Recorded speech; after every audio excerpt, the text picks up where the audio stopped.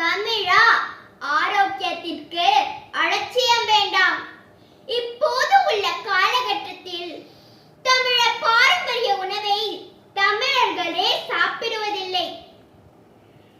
இரவில் சீன கடையில் பார்த்தால் சீனர்களை விட தமிழர்கள் தான் அதிகம். தமிழ் கடையில் பார்த்தால் வயதானவர்கள் தவிர வேறு யாரும் இல்லை. இப்படியே போனால் தமிழ் கலாச்சாரம் மண்ணோடு மண்ணாகிவிடும். தமிழ் கலாச்சாரத்திலேயே மூலிகை வைத்து சமைப்பது ஒரு கலாச்சாரமாகும். அதுவே ருசியையும் ஆரோக்கியத்தையும் தருகிறது. இப்படி ஒரு உணவு இருக்கும் பொழுது எதற்கு மற்ற ஆரோக்கியம் இல்லாத உணவை உண்ண வேண்டும்? நம்முடைய மிடையா மற்ற இனத்தவர்களின் உணவு இன்னும் ருசியாக இருக்கின்றது.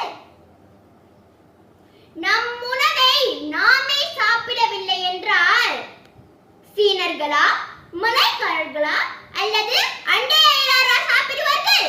நாம் தானே சாப்பிட வேண்டும். சிந்தியுங்கள் மக்களே, சிந்தியுங்கள். எனவே கண்டதையும் உண்டு நம் ஆரோக்கியத்தை நாமே கெடுக்க வேண்டாம் என்று கூறி இத்துடன் முடிக்கிறேன். நன்றி, வணக்கம்.